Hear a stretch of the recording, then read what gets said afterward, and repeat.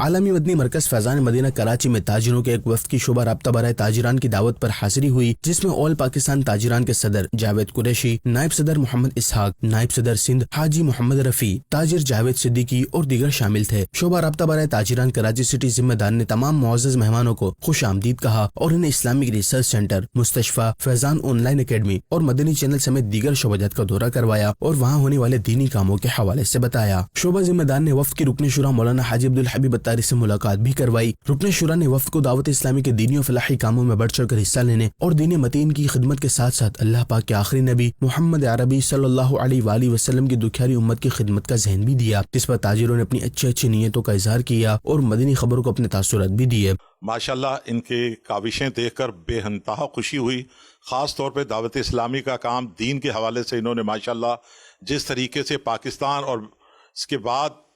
بیرون ملکوں میں جو ان کی جو کام ہو رہا ہے وہ اس بات کے مستحق ہیں کہ انہیں اپریشیٹ کیا جائے،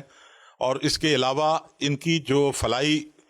جو تنظیم جس طریقے سے جو کام کر رہی ہے، میں سمجھتا ہوں یہ بہت بڑی ان کی کاوشیں ہیں، اور میں تمام لوگوں کو اور اپنی تاجر تنظیموں سے بھی اپیل کرتا ہوں کہ ان کے کام میں بڑھ چڑھ کر آپ حصہ لیں۔ مختلف شعبہ جات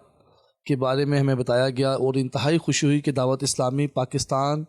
بھر کی طرح دنیا بھر میں امیر اہل سنت کا پیغام لے کر دین اسلام کی اشاعت اور پرچار کر رہے ہیں۔ ماشاءاللہ بہت زبردست وزٹ ہوا۔ اللہ اور اللہ کا رسول ہمیں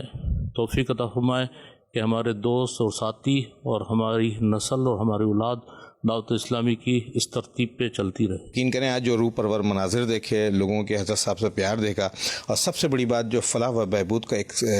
نہ ختم ہونے والا سلسلہ چل رہا ہے، یہ خصوصیت جو ہے میں سمجھتا ہوں کہ فیضان مدینہ کو جو ہے وہ دوسروں سے منفرد اور نمایاں کرتی ہے، اور انشاءاللہ ہم اس بات کا اعادہ کرتے ہیں کہ ہم ہر اچھے کام میں یقیناً یہ بہت اچھے کام کر رہے ہیں، ان کے ساتھ شانہ بشانہ کھڑے رہیں گے۔ شعبہ رابطہ برائے تاجران کراچی سٹی کے ذمہ دار نے اسلامی بھائیوں کو دعوت اسلامی کے تحت عالمی سطح پر ہونے والے دینی و فلاحی کاموں پر مشتمل ڈاکیومنٹری بھی دکھائی۔